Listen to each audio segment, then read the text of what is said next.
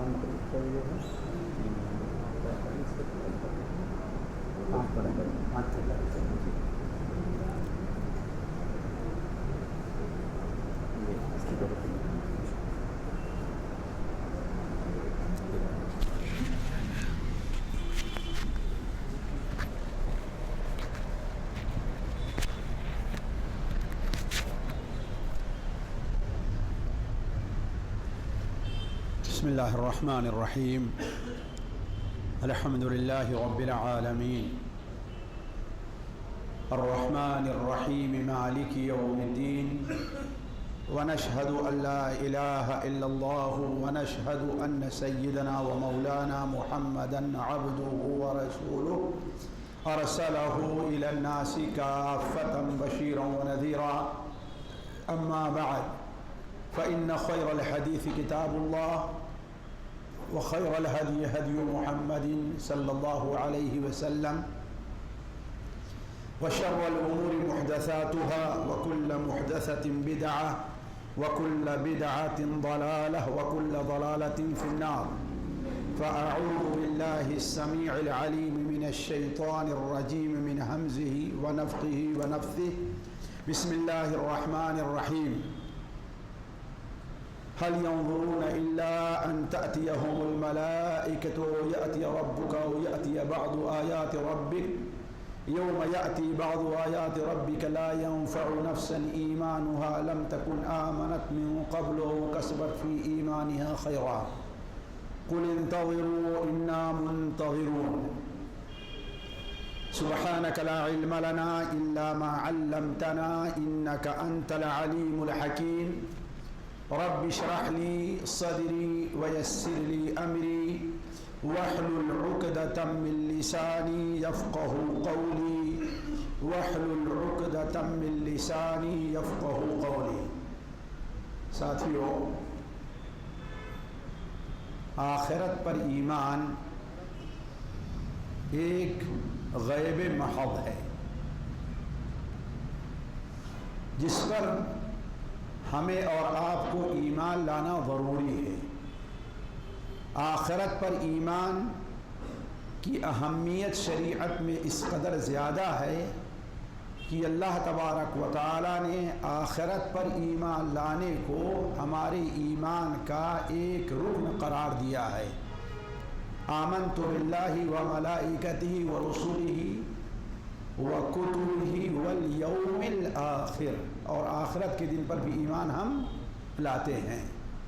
کسی بھی انسان کا ایمان اس وقت تک مکمل نہیں ہو سکتا جب تک وہ آخرت پر ایمان نہ لے آئے. لَيْسَ الْبِرَّ أَن تُوَلُّوا وُجُوهَكُمْ قِبَلَ الْمَشْرِقِ وَالْمَغْرِبِ وَلَكِنَّ الْبِرَّ مَنْ آمَنَ بِاللَّهِ وَالْيَوْمِ الْآخِرِ.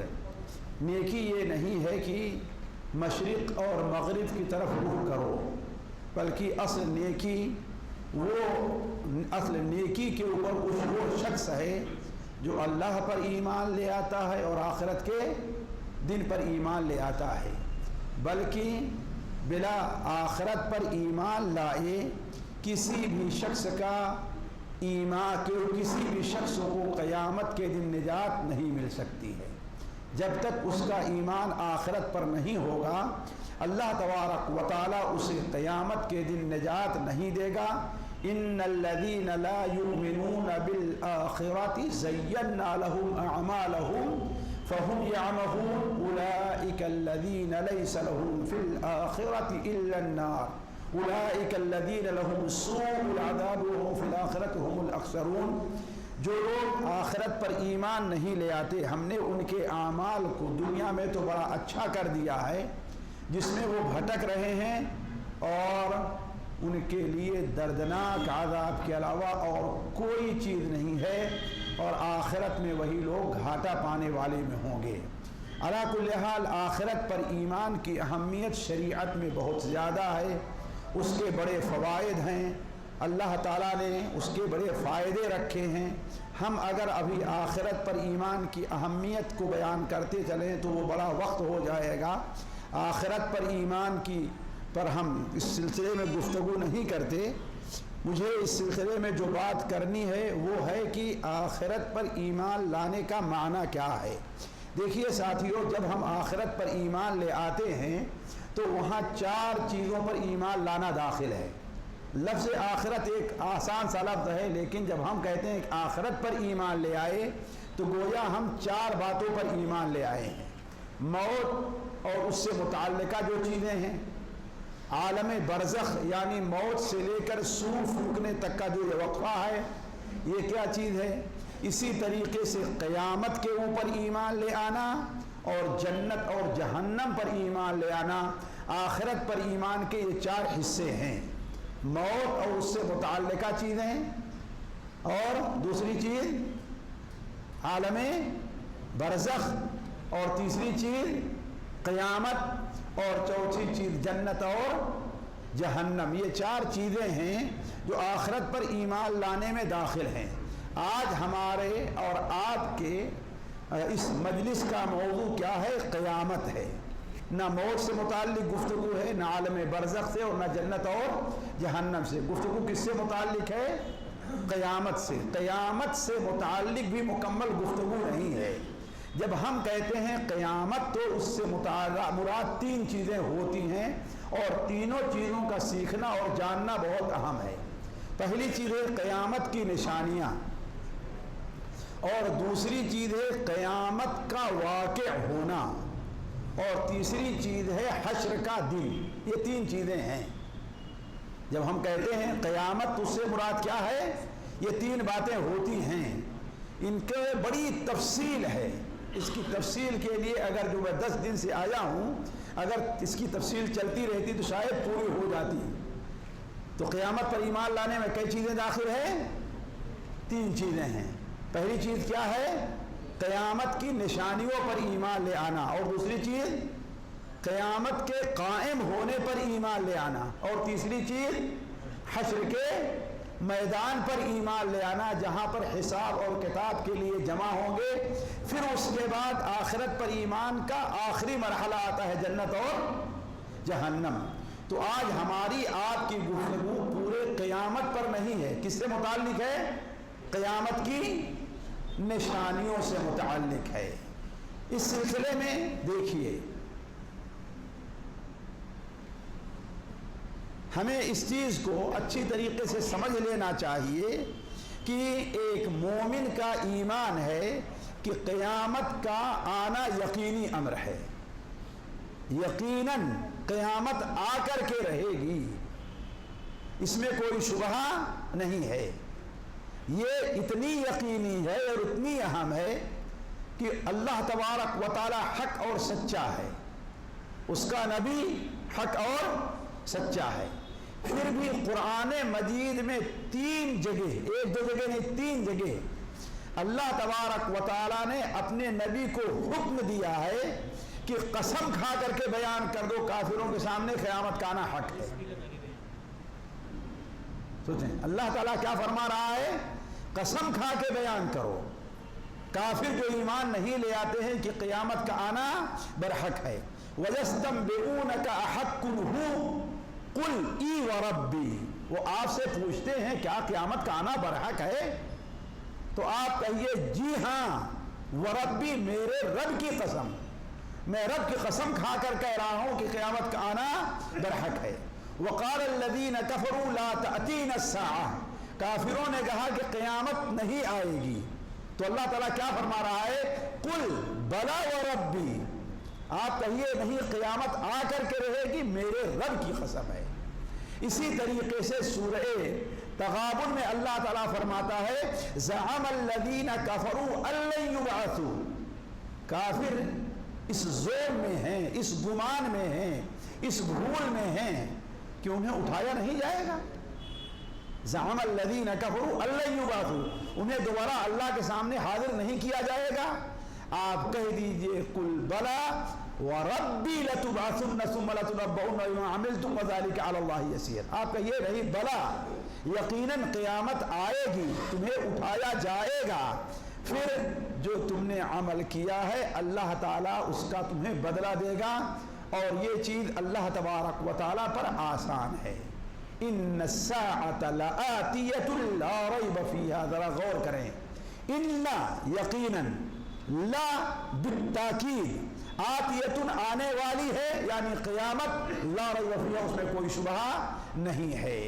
لیکن ساتھیوں، جہاں قیامت کی آمد ایک حقیقی امر ہے اور یہ حقیقت پر مبنی ہے، وہیں پر ایک چیز یہ بھی ہے کہ لوگ قیامت کے بارے میں بڑی غفلت کے اندر ہیں۔ لیکن جہاں قیامت کا آنا یقینی ہے، وہیں ہمارا آپ کا ایمان یہ بھی ہے کہ قیامت بہت قریب ہے۔ کیا ہے؟ قیامت بہت قریب ہے کہ نہیں؟ قریب ہے نا؟ وہ کیسے قریب ہے؟ انسان کی آنکھ بند ہوئی تو اس کی قیامت آ گئی، ہے کہ نہیں؟ انسان کی آنکھ بند ہوئی تو اس کی قیامت آ گئی۔ یہ تو عام قیامت ہے، لیکن وہ خاص قیامت بھی قریب ہے۔ اللہ تبارک و تعالی نے قرآن مجید میں فرماتا ہے انہم یرونہ بعیدا ونراہ قریبا، وہ لوگ قیامت کو دور دیکھ رہے ہیں اور ہم اس کو قریب دیکھ رہے ہیں۔ کون سچا ہے؟ اللہ تعالیٰ کہ وہ لوگ سچے ہیں۔ اقتربت الساعۃ وانشق القمر، قیامت قریب آ گئی اور چاند پھٹ پڑا، ہے نا؟ نبی کریم صلی اللہ علیہ وسلم نے ارشاد فرمایا بعثت انا والساعۃ کہاتین، میں اور قیامت ایسے بھیجے گئے ہیں۔ بلکہ مسند احمد یا طبرانی کبیر کے روایت میں ہے انہا کادت تسبقنی، قریب تھا کہ قیامت ہم سے پہلے نہ آ جائے۔ تو قیامت کیا ہے ساتھیوں؟ قریب ہے، لیکن اس قربت کے باوجود قیامت کا وقت کسی کو معلوم نہیں ہے۔ قیامت قریب ہے لیکن قیامت کا وقت کسی کو معلوم نہیں ہے۔ یہ علم صرف کس کے پاس ہے؟ اللہ تعالیٰ کے پاس۔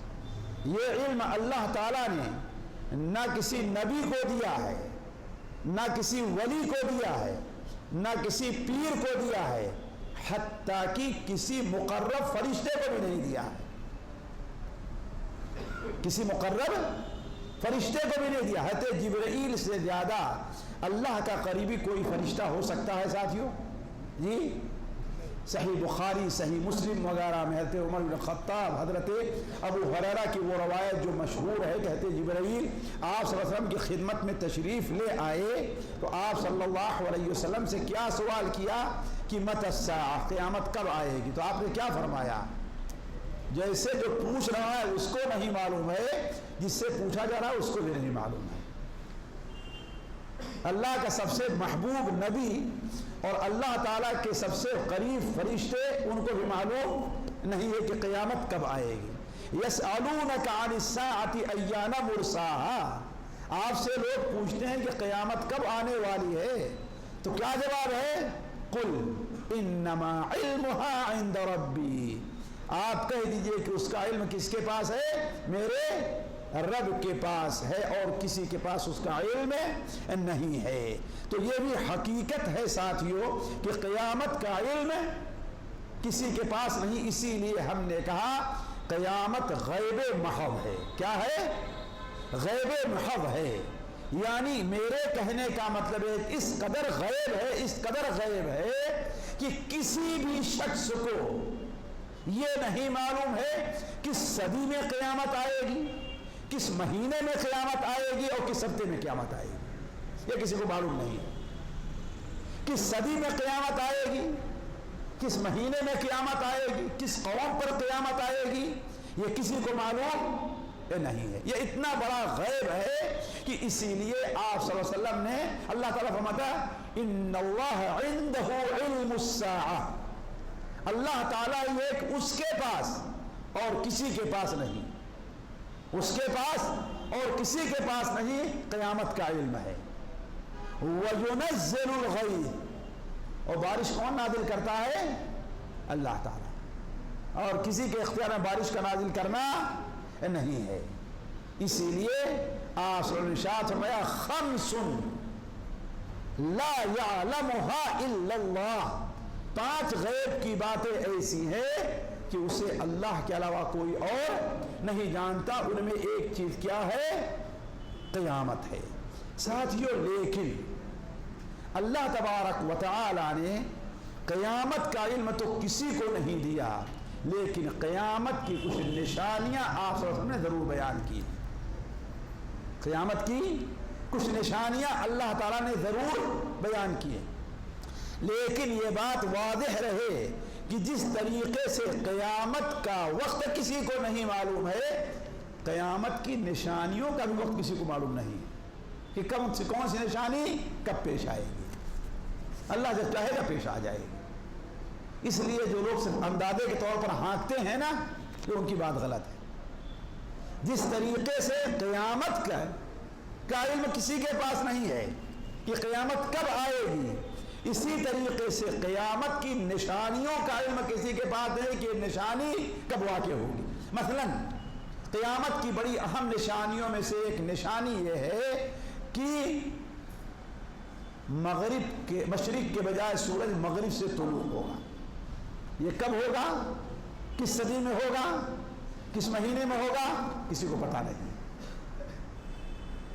مہدی کی آمد قیامت کی نشانی ہے نا، لیکن مہدی کس صدی میں آئیں گے، کس مہینے آئیں گے، یہ کسی کو معلوم نہیں۔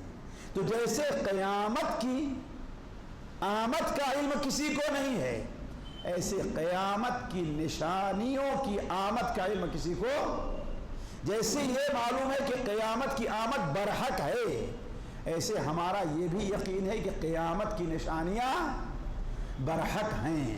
تو میں کہہ رہا تھا کہ اللہ تعالیٰ نے قیامت کا علم تو کسی کو نہیں دیا ہے، البتہ قیامت کی نشانیاں کو ضرور بیان فرمائی ہے۔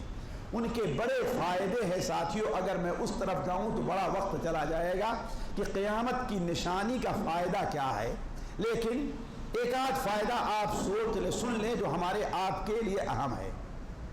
مثال کے طور پر یہ بتائیے، آپ ٹرین سے جہاں جا رہے ہیں، آپ کو ادھر حیدرآباد جانا ہے، ادھر پونا جانا ہے، کہیں جانا ہے، بامبے جانا ہے، تو جب آپ دیکھتے ہیں کہ شہر اب قریب ہے، اس لیے کہ علامات ظاہر ہو جاتی ہیں نا، تو آپ کیا کرتے ہیں؟ اپنے سامان سمیٹنا شروع کر دیتے ہیں۔ حالانکہ شہر آیا ہے، شہر نہیں آیا نا، لیکن علامات رات میں ہے تو روشنیاں دکھائی دینے لگی، تو آپ کیا کرتے ہیں؟ سامان سمیٹنا۔ ایسی قیامت کی نشانی کا ایک فائدہ یہ بھی ہے کہ بندے قیامت کے لیے تیاری کریں۔ نشانی ظاہر ہو رہی، اس کا مطلب کیا ہے؟ اب اس کے لیے ہمیں آپ کو تیاری کرنا ہے نا؟ یہ بڑا فائدہ ہے، فائدہ نہیں ہے نا فائدہ؟ لیکن لوگ اس سلسلے میں غفلت میں ہیں۔ قیامت کی نشانیوں کا جو مقصد ہے ہم اس پر توجہ نہیں دیتے۔ تو علی کل حال قیامت کی نشانیاں اللہ تعالیٰ نے بہت سی بیان کی ہیں، قیامت کی نشانیوں کا ساتھیوں معنی یہ ہے کہ ان امور کے ظاہر ہونے سے یہ اندازہ ہو جاتا ہے کہ اب قیامت قریب ہے، قیامت قریب ہے۔ تو جن چیزوں سے قیامت کا قریب ہونا معلوم ہو جائے وہی چیز کیا ہے؟ قیامت کی نشانی ہے۔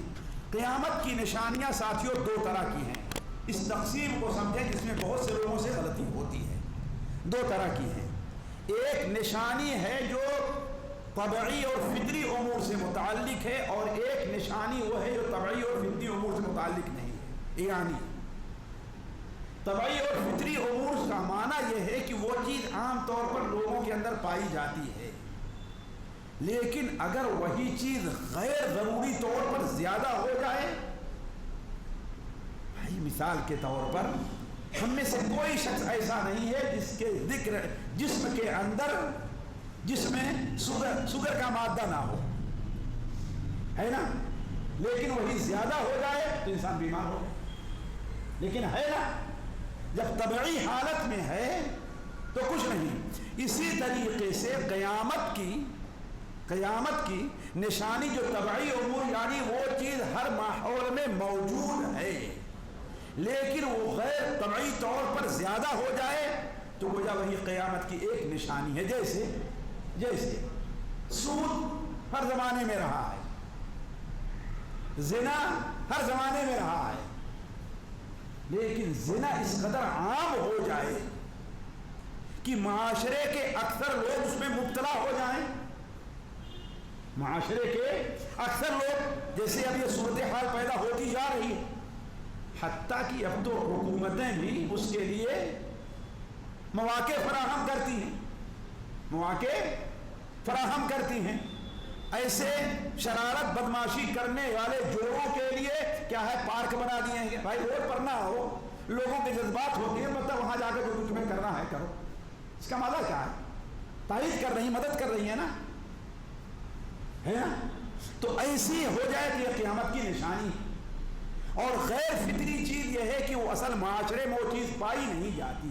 مثال کے طور پر فطرت یہ ہے، فطری چیز یہ ہے کہ سورج مشرق سے طلوع ہوتا ہے اور مغرب میں ڈوبتا ہے۔ اب مشرق کے بجائے مغرب سے طلوع ہو جائے یہ غیر فطری چیز ہے۔ آگے بات سمجھے نا؟ انسان فطری چیز یہ ہے کہ انسان کسی جانور کی زبان نہیں سمجھتا، ہے نا؟ بیل کیا بولتا ہے آپ سمجھتے ہیں؟ بھینس کیا بولتی سمجھتے ہیں آپ؟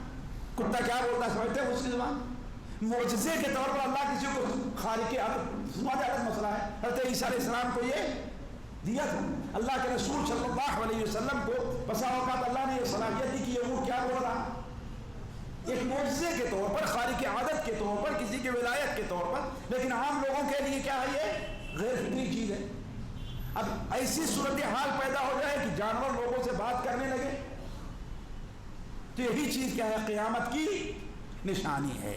تو قیامت کی کچھ نشانیاں ہیں جو فطری امور سے متعلق ہیں، اور کچھ نشانیاں ایسی ہیں جو غیر فطری امور سے۔ جو نشانیاں فطری امور سے متعلق ہیں عموماً انہیں قیامت کی چھوٹی نشانی کہا جاتا ہے۔ کیا کہا جاتا ہے؟ چھوٹی چھوٹی نشانیاں۔ اور جو غیر فطری امور سے متعلق ہیں انہیں قیامت کی بڑی نشانیاں کہا جاتا ہے، انہیں قیامت کی بڑی نشانیاں کہا جاتا ہے۔ تو اس طریقے سے دونوں میں فرق ہے، قیامت کی چھوٹی نشانیوں میں اور بڑی نشانیوں میں۔ قیامت کی چھوٹی نشانیاں تین طرح کی ہیں ساتھیوں، یہ سمجھ لیں گے تو موضوع کو سمجھنے میں آسانی ہوگی، میں تقریر نہیں کر رہا ہوں۔ قیامت کی چھوٹی نشانیاں وہ تین طرح کی، کچھ نشانیاں وہ ہیں جو ظاہر ہوئی اور ختم ہو گئی، ہو سکتا ہے دوبارہ ظاہر ہو، اللہ بہتر جانتا ہے نا؟ جیسے چاند کا دو ٹکڑے ہونا قیامت کی نشانی ہے، ظاہر ہوئی اور ختم ہو گئی۔ اب ہم نہیں جانتے بھائی کہ دوبارہ ایسا ہوگا کہ، لیکن ختم ہو گئی نا۔ کچھ نشانیاں ایسی ہیں جو ظاہر ہوئی اور برابر جاری ہیں، بڑھتی جا رہی ہیں، بڑھتی جا رہی ہے، جس میں سے ایک نشانی کیا ہے صلہ رحمی اور رشتہ داری کا توڑنا، رشتہ داری کا توڑنا ہے۔ آج ہمارے بزرگ موجود ہیں، یہ ہمارے ہی علاقے کے ہیں، ان سے پوچھئے کہ آج سے 40-50 سال پہلے جو رشتے کے جوڑنے کا سلسلہ تھا آج باقی ہے؟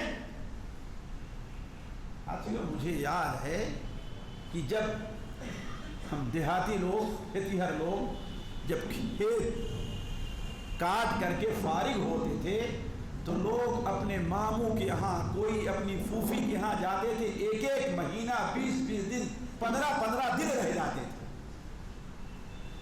اور کسی پر کوئی بوجھ نہیں۔ اور آج کوئی 5 دن 2 دن 3 دن کے لیے چلا جائے، 1 دن کے لیے جاتا ہے تو چاہے ماموں کا گھر ہے، چاہے وہ کیا چاہتے ہیں جتنا جلدی ہے نا۔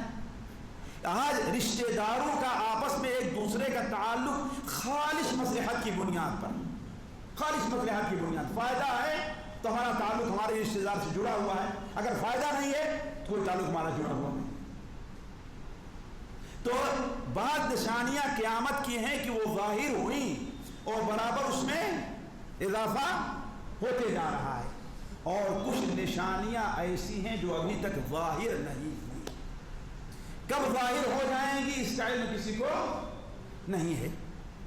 مثال کے طور پر قیامت کی ایک نشانی یہ ہے کہ پہلی رات کا چاند، آج عید کا چاند دیکھنا ہوتا ہے تو جی اب تو لوگ دوربین لگا کے دیکھنا، آنکھیں نظریں کمزور ہو گئی ہیں لوگوں کی، ہے کہ نہیں؟ لوگوں کی نظریں کمزور ہو گئی ہیں اور ماحولیات پر ہمارے گناہوں کا، ہماری بڑے بری جو ترتیبات ہیں ان کا بڑا اثر پڑا ہے نا۔ دیکھیے دھوپ رہتی، صاف ہی نہیں رہتا ہے کہ نہیں؟ لیکن ایک وقت آئے گا کہ پہلی رات کا چاند اتنا بڑا دکھائے گا کہ ہر آدمی اس کو دیکھ لے گا، ہر آدمی اس کو دیکھ لے گا اور ایسا لگے کہ یہ 3-4 دن کا چاند ہے، پہلا چاند نہیں ہے۔ تو یہ قیامت کی نشانی ہے، لیکن ابھی ظاہر کب ظاہر ہوگی اللہ بہتر۔ اسی طریقے سے قیامت کی جو بڑی نشانیاں ہیں وہ بھی 2 طرح کی ہیں، قیامت کی جو بڑی نشانیاں ہیں وہ بھی 2 طرح کی ہیں۔ ایک نشانی ہے قیامت کے قریب آنے کی کہ قیامت بہت قریب ہے، اور ایک نشانی ہے قیامت کے واقع ہو جانے کی۔ اب بس اس کی مثال آپ نے یہ دی ہے کہ جس طریقے سے حاملہ اونٹنی ہو اور بالکل آخری ایام میں ہے، گھر والے انتظار کر رہے ہیں کہ ابھی ہو جائے گا تھوڑی دیر کے بعد۔ جس طریقے سے ہم لوگ اگر بھینس کا معاملہ رہتا تھا تو وہ سب اوقات رات میں سوتے رہتے، بیٹھے انتظار کرتے رہتے، اب ایسا ہی نہیں سے کہ کب بچہ دے دے بھینس، ہے نا۔ اسی طرح آپ نے مثال دی قیامت کی بڑی نشانیاں، تو قیامت کی بڑی نشانیاں 2 طرح کی ہیں۔ ایک نشانی ہے جو قیامت کے قریب ہونے کی ہے، اور دوسری نشانی کیا ہے؟ قیامت کے واقع ہونے کی، قیامت واقع ہونے والی ہے۔ اسی طرح سے قیامت کی نشانیوں کو اس طرح اور تقسیم کیا جا سکتا ہے کہ قیامت کی نشانیاں کچھ ایسی ہیں جن کا عبور زمینی سطح سے ہے، اور کچھ نشانیاں ایسی ہیں جن کا تعلق کیا ہے؟ عالم علوی آسمان سے۔ چاند کا 2 ٹکڑے ہونا کدھر سے ہے؟ جی وہیں سے ہے نا۔ مغرب سے سورج کا نکلنا کہاں سے ہے؟ چاند کا بڑا دکھائی دینا کہاں سے تعلق ہے؟ جی اوپر آسمان۔ تو قیامت کی نشانیاں اس طرح سے بھی 2 قسم کی ہیں، کچھ نشانیاں ایسی ہیں جن کا تعلق عالم سفلی یعنی زمین اور دنیا، زمین میں رہنے والے لوگوں سے ہے، اور کچھ نشانیاں ایسی ہیں کس کا تعلق کس سے ہے؟ آسمان سے ہے۔ اب یہاں تک پہنچنے کے بعد ہم اور آپ اس بات پر غور کریں ساتھیوں کہ قیامت کی نشانیاں محض غیب ہیں، محض غیب ہیں، جیسا کہ بھی ہم نے کہا۔ اس کو اچھی طریقے سے سمجھیں۔ کیا معنی ہے غیب کا؟ کہ کون سی نشانی کب ظاہر ہوگی، کتنی شکل میں ظاہر ہوئی تو کب ختم ہو جائے گی، اس کا کوئی علم کسی کے پاس نہیں۔ ایک بات اور واضح کرتے چلوں، بات لمبی ہو رہی لیکن واضح کرتے چلوں فائدے کی ہے۔ جب کسی چیز کے بارے میں کہا جاتا ہے یہ قیامت کی نشانی ہے تو ہم لوگ عموماً اسے ناپسند کرتے ہیں، ہے نا، اسے اچھی نہیں سمجھتے، ہے نا یہ بات؟ قیامت کی نشانی سننے کے بعد کیا اس نے لوگ اچھا، یہی بات ہے نا؟ حالانکہ قیامت کی نشانیاں 3 قسم کی، دیکھیے معمولی سی باتیں ہیں جو ہمارے آپ لوگ کم بیان کرتے ہیں، لیکن اس موضوع کو سمجھنے کے لیے یہ چیز بڑی ضروری ہے۔ قیامت کی جو نشانیاں ہیں اس سلسلے میں اچھی، بری، پسند، ناپسند کتنی ہیں؟ وہ 3 کی۔ قیامت کی کچھ نشانیاں ایسی ہیں جو شرعی طور پر پسندیدہ ہیں، سمجھیں گے؟ قیامت کی نشانیاں کچھ ایسی ہیں جو شرعی طور پر پسندیدہ ہیں، ہے نا؟ جیسے اللہ تعالیٰ نے، اللہ کے رسول صلی اللہ علیہ وسلم نے خبر دی ہے، جیسے وہ حدیث ابھی آئے گی کہ بیت المقدس کا فتح ہونا قیامت کی نشانی ہے۔ فتح ہونا اچھی چیز ہے کہ ناپسند چیز ہے؟ چیز ہے۔ ابھی تو آپ کہہ رہے، ہم کہتے ہیں ناپسند کرتے ہیں اس، ہے نا؟ حضرت مہدی کا ظہور اچھی چیز ہے کہ ناپسندیدہ چیز ہے؟ جی پسندیدہ چیز ہے نا؟ حضرت عیسیٰ علیہ السلام کا نزول ناپسندیدہ ہے پسندیدہ ہے؟ پسندیدہ ہے۔ پورے دنیا کے اندر اسلام کا پھیل جانا پسندیدہ ہے یا ناپسندیدہ ہے؟ پسندیدہ۔ تو گویا قیامت کی ایک کچھ نشانیاں ایسی ہیں جو شرعاً پسندیدہ ہیں۔ ایسی نشانیوں سے متعلق ہمارا موقف کیا ہونا چاہیے؟ ہمارا موقف کیا ہونا چاہیے؟ اللہ کا شکر ادا کرنا چاہیے، خوش ہونا چاہیے، اسے پسند کرنا چاہیے، ہے نا؟ اور اس پر اللہ تعالیٰ کی یہ نعمت ملی ہے، ہمیں اس پر خوش ہونا چاہیے۔ آئی بات سمجھ میں؟ دوسری کس نشانیوں کی وہ ہے جو شرعی طور پر نہ پسندیدہ ہے اور نہ ہی ناپسندیدہ ہے، جائز چیز ہے، ہمارے استعمال سے مراد ہے، ہم اگر اس کا صحیح استعمال کریں تو یہی چیز پسندیدہ ہو جائے گی، اور اگر غلط استعمال کریں تو کیا ہوگی؟ ناپسندیدہ ہو جائے گی۔ جیسے مثال کے طور پر قیامت کی ایک نشانی یہ ہے کہ مال کی کثرت ہو جائے گی۔ ایک نشانی کیا ہے؟ کہ مال کی کثرت ہو، استفاضۃ المال، ہے نا؟ یہ ایک جائز چیز ہے۔ اب ہم اس مال کو اللہ کی رضا کے لیے، اللہ کے کاموں میں استعمال کریں، یہ اچھی چیز ہے، اور اگر گناہ کے لیے استعمال کریں تو گناہ۔ قیامت کی ایک نشانی آپ لوگوں نے پڑھا کہ یتطاولون فی البنیان، دیہاتی بدو اللہ لوگ بڑی بڑی بلڈنگوں میں کل ابھی ادھر ناندیڑ طرف جا رہا تھا، بعد کھیتوں میں دیکھا 3 منزلہ مکان بنے ہوئے، کھیتوں میں 3 منزلہ مکان بنے ہوئے، ہے کہ نہیں؟ آج سے 100 سال پہلے 50 سال پہلے شاید نہ دیکھا جاتا کہ 3 منزلہ مکان وہ بھی کھیتوں میں، ہے نا، بنے ہیں نا؟ تو یہ چیز جائز ہے، ناجائز نہیں ہے۔ اب ہم اس کا استعمال کیسے کرتے ہیں، ہمارے استعمال کے اوپر ہے۔ ہم اگر اس کا استعمال صحیح کریں تو اللہ تعالیٰ کے نزدیک کیا ہے؟ وہ پسندیدہ ہے، اور اگر غلط کریں تو پڑھنا لکھنا بہت عام ہو جائے گا، یہ قیامت کی ایک نشانی ہے۔ فشوب القراء، پڑھنا لکھنا عام ہو جائے گا۔ اب ہم اگر اس کا صحیح استعمال کریں اسلام کی خدمت کے لیے تو بڑی اچھی چیز ہے۔ جیسے آج یہ واٹس ایپ ہے نا، بہت عام ہو گیا ہے، یہ عام ہو گیا، یہ ہمارے استعمال کے اوپر۔ یہ الگ مسئلہ ہے کہ ایسی نشانیاں جو ہیں اس کا زیادہ تر استعمال لوگ غلط کرتے ہیں، یہ الگ مسئلہ ہے، لیکن ہے کیا ہے؟ وہ جائز کے امور کے قبیل سے، جائز امور کے قبیل سے ہے کہ لوگوں کے استعمال کے اوپر ہے۔ اور تیسری نشانیاں جو قیامت کی ہیں وہ شرعاً ناپسندیدہ ہیں، وہ شرعاً ناپسندیدہ ہیں، اور یہی نشانیاں زیادہ ہیں۔ ایسی نشانیاں کیا ہیں؟ زیادہ ہیں۔ ایسی نشانیوں کے بارے میں ہمارا موقف کیا ہونا چاہیے؟ کیا ہونا چاہیے؟ حتی الامکان جتنا ہم سے ہو سکے اس میں پڑھنے سے بچنا چاہیے، اس میں پڑھنے سے بچنا چاہیے۔ مثال کے طور پر قیامت کی نشانیوں میں سے ایک نشانی فتنوں کا ظہور ہے، اور آج فتنوں کا دور ہے۔ بڑے فتنوں میں ایک فتنہ عورتوں کا فتنہ بھی آج ہے، اور عورتوں کے لیے مردوں کا فتنہ کیا، عورتوں کا فتنہ ہے آج۔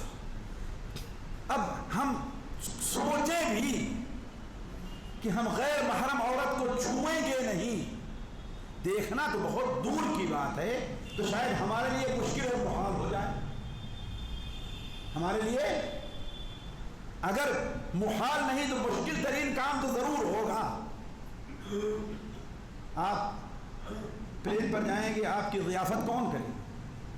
جی کون کرے ضیافت؟ آپ کی؟ آپ کی بہن؟ آپ کا بھائی بھی نہیں، بلکہ اگر دو ایک جو ہے ایئر ہوسٹس اس میں رہتے بھی ہیں تو کنارے کھڑے رہتے ہیں، سارا کام کون کرتی ہیں؟ وہ ان کو لگا دیا ہوا، اس کو چھوڑ دیے۔ ہاسپٹل میں اگر آپ داخل ہوئے، آپ کو انجیکشن کون لگائے؟ عورت ہی تو لگائے گی نا، لیکن جائز ہے اس کا چھونا؟ ناجائز ہے۔ تو یہ فتنے کی شکل جب اختیار کر لے تو ایک مسلمان کو چاہیے کہ حتی الامکان اس سے بچنے کی کوشش کرے، کم سے کم کوشش کرے کہ اس کے اندر مبتلا ہو۔ جہاں ضرورت، نہایت ہی ضرورت پڑ جائے، یہ نہیں ہے کہ کوئی مرد بھی ہے وہ بھی انجیکشن لگا اس کو چھوڑ کر ارے چلو کیا ہے نا۔ جیسے آج عورتوں کا معاملہ ہے، ڈاکٹر کے پاس جانا ہے، بلکہ بہت سی عورتیں تو یہاں تک ہے کہ مرد ڈاکٹر کو ایک عجیب ان کے یہاں بنا دیا گیا ہے، ایک فکرہ دے دیا گیا ہے کہ مرد ڈاکٹر عورتوں کے معاملات کا زیادہ ماہر ہوتا ہے۔ حالانکہ یہ بات صحیح نہیں، عورتیں بھی ماہر ہیں اور عورتوں کے امراض کے اور معاملات کی، تو ادھر عورتیں کم جاتی ہیں، ادھر کہاں جاتی ہیں؟ کوئی مرد ڈاکٹر ہے تو جاتی۔ تو یہ ایک فتنہ جو ہے یہ قیامت کی نشانی ہے۔ یہ تیسری قسم جو ہم نے کہا حتی الامکان انسان کو اس سے کیا کرنا چاہیے؟ بچنا چاہیے۔ اچھا ایک بات اور یہاں پر واضح کر دوں، قیامت کی چھوٹی اور بڑی نشانیوں میں فرق کیا ہے؟ کیا فرق ہے؟ ایک فرق ابھی ہم نے آپ کے سامنے رکھا ہے، وہ فرق کیا ہے کہ قیامت کی جو چھوٹی نشانیاں عموماً کیا ہیں؟ عام حالات سے متعلق ہے، فطری امور سے متعلق، اور بڑی نشانیاں غیر فطری، غیر طبعی امور سے۔ لیکن ایک بڑی عام فرق، یہ بڑا اہم فرق یہ بھی ہے، قیامت کی چھوٹی جو نشانیاں ہیں وہ قیامت کے واقع ہونے سے بہت پہلے سے شروع ہو گئی ہیں، 1000 1500 سال پہلے سے شروع ہو گئی۔ جیسے قیامت کی سب سے پہلی نشانی کیا ہے؟ کوئی بتا سکتا ہے؟ سب سے پہلی نشانی جو ہے جی پیدائش نہیں، بعثت۔ آپ صلی اللہ علیہ وسلم کی بعثت یہ قیامت کی سب سے پہلی نشانی، اور آپ صلی اللہ علیہ وسلم کی بعثت آج کتنے سال ہو گئے؟ ذرا دیکھیں، 1400 سال سے اوپر ہو گئے ہیں۔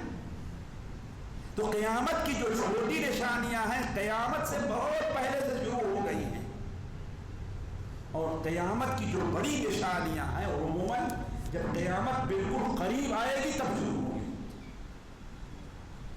قیامت جب بالکل قریب آئے گی تو شروع ہوگی۔ اسی طریقے سے قیامت کی جو چھوٹی چھوٹی نشانیاں ہیں ان میں اور ایک نشانی اور دوسری نشانی میں ہو سکتا ہے زمانے کا بہت فرق پایا جائے۔ ایک نشانی آج سے 1400 سال پہلے ظاہر ہوئی ہے اور ایک نشانی آج ظاہر ہو رہی ہے نا۔ لیکن قیامت کی جو بڑی نشانیاں ہیں وہ جب شروع ہو گئی تو پھر موقع نہیں رہ جاتا، جب شروع ہو گئی۔ اسی لیے مسند احمد کی روایت ہے، نبی صلی اللہ علیہ وسلم نے ارشاد فرمایا الآیات خرزات المنظومات، یہ تسبیح کے دانے ہوتے ہیں نا، جسے ایک دھاگے میں پروئے ہوئے ہیں، اگر دھاگا ٹوٹ جائے تو پہلے دانے آخری دانے گرنے میں وقت لگتا ہے جی، ایک گرا سارے اس کے نیچے گر جائیں تو آپ نے بیان فرمایا قیامت کی جو نشانیاں ہیں خرزات الموضومات، یہ ایک دھاگے میں پنوئی ہوئی موٹیاں اور دانے ہیں، جب دھاگا ٹوٹ گیا تو لگاتار نیچے آ جایا کرتی۔ تو قیامت کی ایک نشانی جیسے ظاہر ہوگی بڑی، پھر مثال کے طور پر مہدی کا ظہور، یہ قیامت کی بڑی نشانی ہے، چھوٹی نشانی ہے، مختلف ہے، لیکن مان لیا جائے بڑی نشانی ہے۔ تو مہدی کے ظہور ہی کے زمانے میں حضرت عیسیٰ ابن مریم کا نہیں، دجال کا خروج ہوگا۔ دجال کو قتل کرنے کے لیے کون آئیں گے؟ عیسیٰ ابن مریم آئیں گے۔ ابھی عیسیٰ ابن مریم دجال کے قتل سے فارغ نہیں ہوں گے کہ حضرت مسیح کو خروج ہو جائے۔ دیکھیں فوراً لگاتار کیسے آ رہا ہے معاملہ، ہے نا؟ جس دن صبح کو سورج مشرق کے بجائے مغرب سے طلوع ہوگا، اسی دن چاشت کے وقت دابت الارض کا خروج ہو جائے گا۔ دابت الارض جو ایک جانور نکلے گا۔ تو بڑی نشانیاں چھوٹی نشانیوں میں یہی فرق ہے کہ چھوٹی نشانیاں ایک کے بعد دوسری کی آمد میں وقت لگے گا، ہے نا؟ کیا لگے گا؟ مثال کے طور پر آپ صلی اللہ علیہ وسلم کی بعثت کے بعد جو سب سے پہلی نشانی ظاہر ہوئی ہے وہ چاند کا 2 ٹکڑے ہونا۔ اس کے بعد دوسری نشانی جو ہے وہ فتح بیت المقدس ہے۔ اب دیکھیے کئی سال گزر گئے ہیں درمیان میں، 17-18 سال گزرے نا، بلکہ اور گزرے، ہے نا؟ تو کہنے کا مطلب یہ ہے کہ قیامت کی چھوٹی نشانیاں یہ ہے کہ ایک دوسرے کے بعد آنے میں کیا ہے وقت لگے گا، لیکن قیامت کی جو بڑی نشانیاں ہیں ان میں دوسرے میں آنے میں وقت نہیں ہے، شروع ہو گئی تو لگاتار شروع ہی ہو گئی۔ چلیے آگے بڑھتے ہیں، باتیں تو اس سلسلے میں بہت ہیں، لیکن ایک ہی اگر ہم انہی باتوں میں لگ گئے تو آگے موضوع نہیں بڑھ پائے گا۔ دیکھیے شریعت کی ہم نے کہا تھا کہ قیامت کی نشانیاں جو چھوٹی ہیں وہ 3 طرح کی ہیں۔ ایک وہ ہیں جو ظاہر ہوئی اور ختم ہو گئی، دوسری جو ظاہر ہو چکی ہیں اور وہ سلسلہ جاری ہے، اور تیسرے وہ جو ابھی ظاہر نہیں ہوئی۔ جو نشانیاں ظاہر ہوئی ان میں سے سب سے پہلی نشانی نبی کریم صلی اللہ علیہ وسلم کی بعثت کے بعد چاند کا 2 ٹکڑے ہونا، یہ آپ صلی اللہ علیہ وسلم کی مکی زندگی میں ہوا۔ آپ صلی اللہ علیہ وسلم شعب ابی طالب کے اندر، شعب ابی طالب میں جب محصور تھے اور مکہ کے لوگوں کے ساتھ آپ کا بحث مباحثہ جاری تھا، مکہ کے کچھ لوگ آپ کی رسالت پر رحم بھی کرتے تھے، لیکن وہ یہی چاہتے تھے کہ آپ ان کی بات مان لیں۔ آخر میں مکہ کے لوگوں نے آپ کو عاجز کرنے کے لیے ایک دلیل رکھی اور یہ کہا کہ جادوگر جو ہیں ان کا سارا زور اس پر چلتا ہے، زمین کے اوپر آسمان پر ان کا زور نہیں چلتا، لہذا ان سے کہا جائے کہ اگر چاند کو 2 ٹکڑے کر دیں تو ہم ان کے اوپر ایمان لانے کے لیے تیار ہیں۔ آپ کو جادوگر کہتے تھے؟ تو آپ صلی اللہ علیہ وسلم، بعض روایات میں ہے کہ آپ مینا میں تھے اور بعض روایات میں ہے کہ آپ شعب ابی طالب میں تھے۔ آپ صلی اللہ علیہ وسلم نے اقرار کروایا کہ اگر چاند 2 ٹکڑے ہو جائے تو تم مانو گے؟ حضرت انس بن مالک جب ابن عبداللہ کی روایت صحیح بخاری وغیرہ میں ہے تو ان لوگوں نے کہا ہاں، کیوں؟ اس لیے کہ ان کو یقین نہیں تھا کہ ایسا ہو سکتا ہے۔ آپ صلی اللہ علیہ وسلم نے اللہ تعالیٰ کے حکم سے اشارہ کیا، ایسے ایسے راوی کہتے ہیں کہ چاند کا ایک ٹکڑا اس طرف دیکھا، ہم لوگوں نے ہرا کے پیچھے دیکھا اور ادھر ٹکڑا چلا گیا، اور آپ نے فرمایا فاشہدوا، تم لوگ گواہ رہو، لیکن پھر بھی لوگ ماننے کے لیے تیار نہیں ہوئے۔ اسی پر اللہ تعالیٰ نے یہ آیت نازل فرمائی، اقتربت الساعة وانشق القمر وإن يروا آية يعرضوا ويقولوا سحر مستمر۔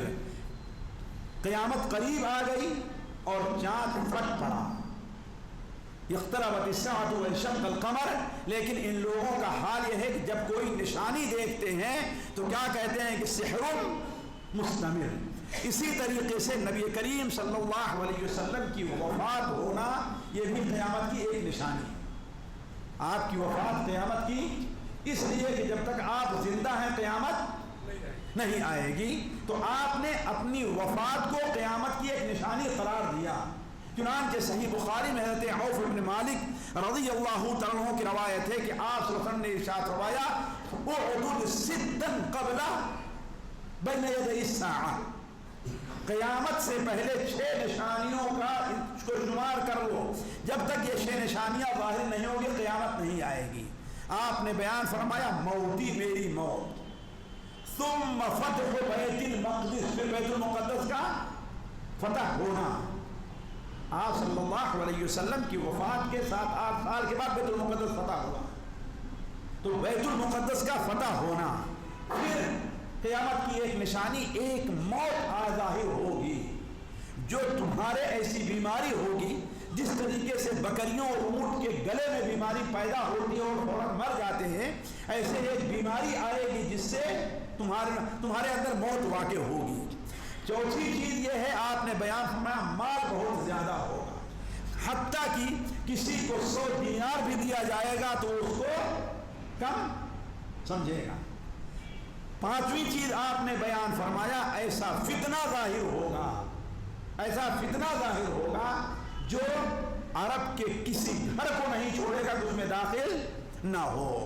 اور چھٹی چیز ثم ہدنۃ بینکم وبین بنی الاصفر، تمہارے درمیان اور یہودیوں کے درمیان ایک صلح ہوگی جس میں وہ تمہارے ساتھ دغا کریں گے، دھوکہ بازی کریں گے اور تمہارے خلاف لڑنے کے لیے 80 جھنڈوں میں کے تحت آئیں گے، 80 بٹالین ہوگی اور ہر بٹالین کے اندر 12,000 لوگ ہوں گے۔ کتنا؟ 12,000، اتنی جماعت بن کر کے تمہارے خلاف لڑنے کے لیے آئیں گی۔ تو اس حدیث کے اندر اللہ کے رسول صلی اللہ علیہ وسلم نے متعدد نشانیوں کا ذکر فرمایا۔ آپ کی وفات، بیت المقدس کی فتح، بیت المقدس حضرت عمر رضی اللہ تعالیٰ عنہ کے زمانے میں 16 ہجری کے اندر فتح ہوا، جس کا قصہ آپ لوگ تاریخ میں پڑھتے رہے ہیں۔ تب سے برابر مسلمانوں کے قبضے میں رہا ہے 492 ہجری تک۔ 492 ہجری میں جب مسلمان طوائف الملوکی کے شکار ہوئے، آپس میں لڑنے لگے، تو نصارہ نے ایک بہت بڑی خوریزی کے بعد بیت المقدس کے اوپر قبضہ کر لیا۔ پھر ان کے پاس بیت المقدس 90 سال تک رہا ہے۔ کتنا؟ 90 سال تک رہا ہے۔ اس کے بعد 583 میں سلطان صلاح الدین ایوبی رحمہ اللہ نے ان کے چنگل سے چھڑایا۔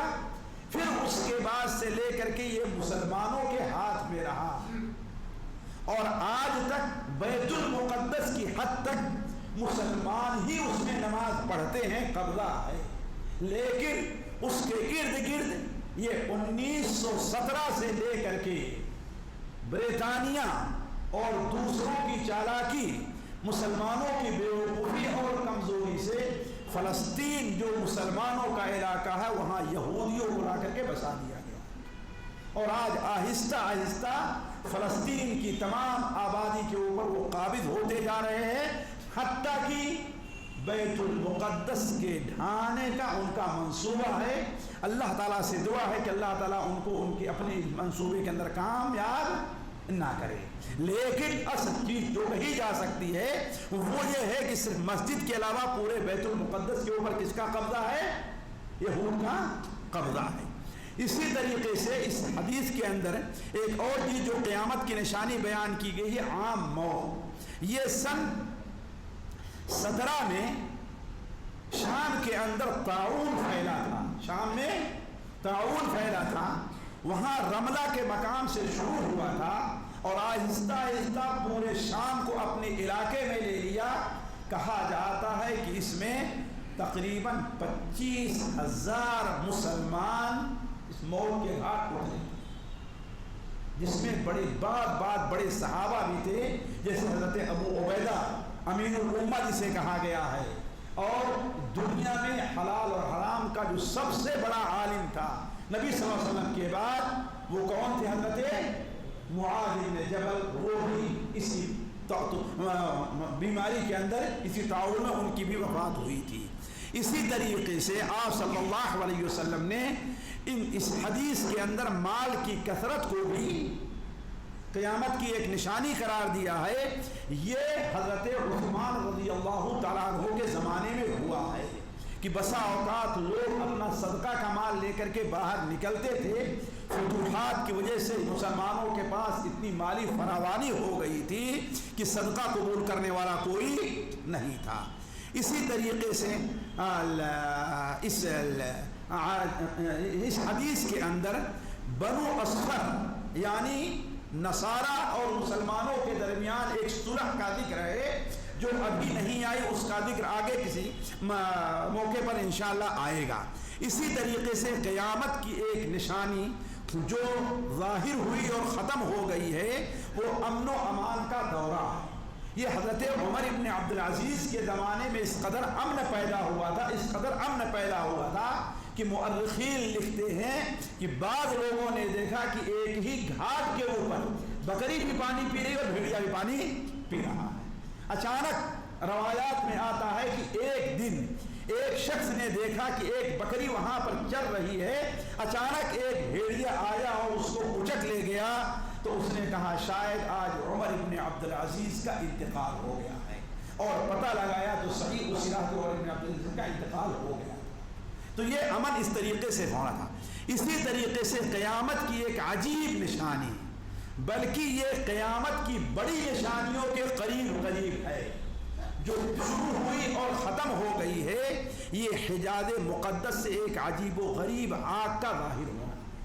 نبی کریم صلی اللہ علیہ وسلم کی حدیث صحیح بخاری اور صحیح مسلم میں ہے، آپ صلی اللہ علیہ وسلم نے ارشاد فرمایا لا تقوم الساعہ، قیامت اس وقت تک قائم نہیں ہوگی یہاں تک کہ حجاز سے ایک آگ ظاہر ہو، اور اتنی آگ ظاہر ہو، اتنی اوپر جائے کہ بصرہ جو شام کا ایک شہر ہے اور مدینہ منورہ سے تقریباً 900 سے 1000 کلومیٹر کے درمیان میں، 900 سے لے کر کے 1000 کلومیٹر کے درمیان میں ہے، اس آگ کی روشنی میں وہاں لوگ جو صحرا نشین ہیں، جو رات میں سفر کرتے ہیں اونٹوں پر، اس آگ کی روشنی میں اپنے اونٹ کی گردن کو نہ دیں۔ یعنی دیکھیں اتنی دور سے آگ اٹھ رہی ہے اور اتنی اوپر جا رہی، اتنی روشنی ہو رہی ہے کہ 1000 کلومیٹر کی دوری پر جو جانور ہے اس کی گردن، بلکہ قصہ بیان کرنے والے نے یہاں تک بیان کیا کہ ہم نے یہاں تک دیکھا تھا کہ میرے اونٹ کی جو نکیل ہے اور جو اس کے گردن میں رسی وہ کس رنگ کی ہے، یہاں تک دیکھیے۔ اور یہ آگ ساتھیوں ظاہر ہو چکی ہے۔ میں اس کی تفصیل میں نہ جا کر کے صرف امام ابن ابی شامہ رحمہ اللہ کا ایک خط آپ لوگوں کو پڑھ کر کے سناتا ہوں، جسے امام ابن کثیر رحمہ اللہ بدایہ والنہایہ میں نقل کیا ہے۔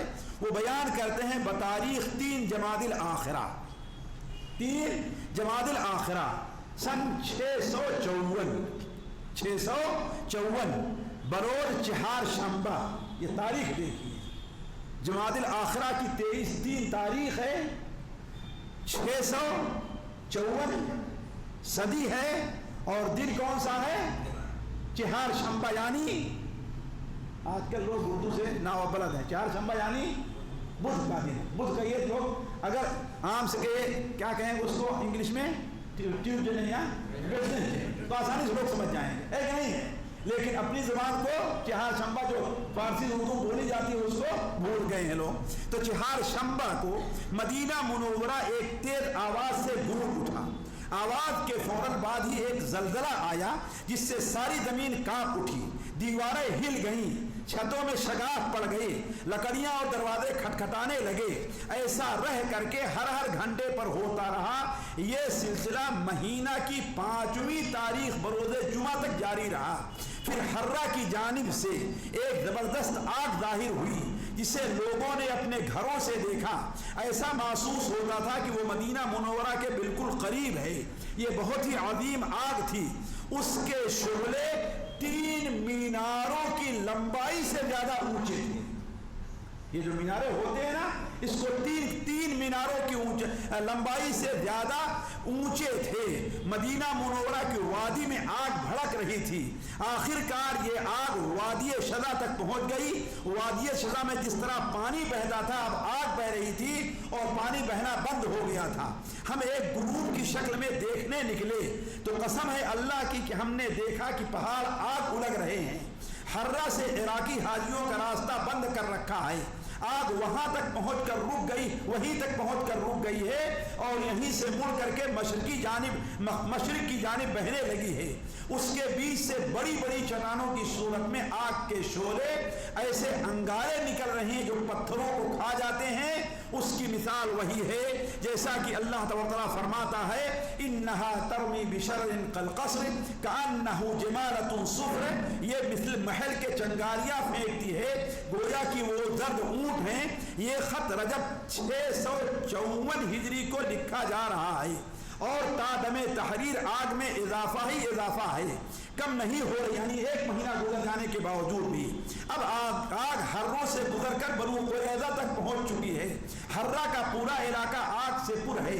مدینہ منورہ کی آبادی سے وہ شعلے ایسے دکھتے ہیں گویا قیام پذیر حاجیوں کی مشعلیں ہوں، البتہ اصل آگ جہاں سے شروع ہوئی تھی وہاں تو گویا آگ کے سرخ پہاڑ ہیں۔ آگ میں برابر اضافہ ہی ہو رہا ہے، لوگ سخت پریشان ہیں، ان کی سمجھ میں نہیں آ رہا ہے کہ کیا ہونے والا ہے۔ اللہ تبارک و تعالیٰ ہی انجام بخیر کرے۔ حقیقت تو یہ ہے کہ ہم آگ کی صورتحال بیان کرنے سے قاصر ہیں، یعنی اس قدر عظیم آگ تھی جو ظاہر ہوئی۔ اسی طریقے سے قیامت کی ایک اور نشانی جو ظاہر ہوئی وہ ختم ہوئی، وہ ترکوں سے لڑائی ہے۔ کس سے؟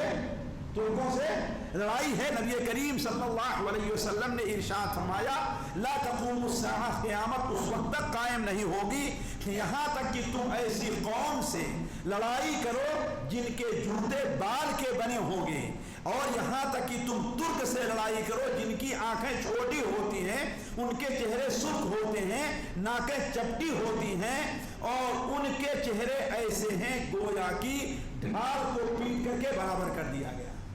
اس سے مراد ترک ہیں، حالانکہ اللہ کے رسول صلی اللہ علیہ وسلم نے کہا تھا اترکوا الترک ما ترکوکم، جب تک ترک تمہیں نہ چھیڑیں ان کے ساتھ چھیڑخانی نہ کرو۔ لیکن ایک مسلمان بادشاہ کی بے وقوفی کی وجہ سے، خوارزم شاہ، اس کی بے وقوفی کی وجہ سے ترکوں نے حملہ کیا اور بغداد تک پہنچ کر کے ترکوں نے کیا طوفان مچایا وہ بیان سے خارج ہے۔ آپ لوگ تاریخ میں اس کی حقیقتیں پڑھے ہیں کہ کتنے لاکھ مسلمان قتل کیے گئے۔ ہوا یہ کہ چنگیز خان کے کچھ قاصد چمڑے اور کچھ پھل لے کر خوارزم شاہ کے علاقے سے گزرتے ہوئے ایران پہنچے تو ایران کا جو حاکم مسلمان تھا انہیں پکڑ کر قتل کر دیا اور ان کے مال کو لوٹ لیا۔ یہ خبر جب چنگیز خان کو پہنچتی ہے تو اس نے خوارزم شاہ کو خط لکھا کہ دیکھو قاصدوں کا اور مسافروں کا قتل کرنا کسی بھی حکومت میں یہ جائز نہیں ہے، یا تو جس نے قتل کیا ہے اسے ہمارے حوالے کرو، ہمارے قاتلوں کا بدلہ لو، ورنہ ہمارے اوپر حملہ کر دیں۔ خوارزم شاہ 90 سال کا ہو گیا تھا، جسے ہماری منگل سٹیا گیا، سے سمجھ نہیں آیا کیا کرنا چاہیے۔ اس نے اس خط کو پھاڑ دیا اور جو قاصد خط لے کر کے آیا تھا اس کو قتل کر دیا، جس کا نتیجہ کیا نکلا؟ مغول نے مسلم علاقوں پر کیسے حملہ کیا یہ آپ لوگ اچھی طریقے نشانی تھی جو آئی اور ختم ہو گئی اور کچھ نہیں کہا تھا کہ دوبارہ یہ ظاہر ہو۔ قیامت کی وہ نشانیاں جو ختم ہو گئی ان کو چھوڑ کر کے ہم آگے آتے ہیں ان نشانیوں کی طرف جو ظاہر ہوئی اور برابر بڑھ رہی ہیں۔ یہی خاص ہمیں آپ کی توجہ کا مرکز ہونا چاہیے۔ کیوں؟ اس لیے کہ ہم نے آپ کے سامنے یہ بات رکھی تھی، اس کو یاد کر لیجئے کہ قیامت کی کچھ نشانیاں ایسی ہیں جو اچھی ہیں، ان کے ساتھ ہمارا تعامل کیا ہونا چاہیے اس کو بھی ذہن میں رکھیں۔ جو نشانیاں عام جائز ہیں ان کے ساتھ ہمارا کیا تعلق ہے اس کو بھی سامنے رکھیں، اور جو ناپسندیدہ ہیں ان سے ہمارا کیا تعلق اس کو بھی آپ سامنے رکھیں۔ اور زیادہ تر یہ نشانیاں یہی ہیں۔ دیکھیے پہلی نشانی زنا اور فواحش کا انتشار، یہ قیامت کی ایک نشانی ہے۔ نبی کریم صلی اللہ علیہ وسلم نے یہ بتا دیا ہے۔ چنانچہ آپ صلی اللہ علیہ وسلم کی حدیث صحیح بخاری اور مسلم میں ہے، آپ نے بیان فرمایا ان من اشراط الساعہ، قیامت کی ایک نشانی یہ بھی ہے ان یرفع العلم، علم اٹھ جائے گا۔ آج علم اٹھ گیا ہے، اس لیے کہ علم سے میری مراد کیا ہے ساتھی؟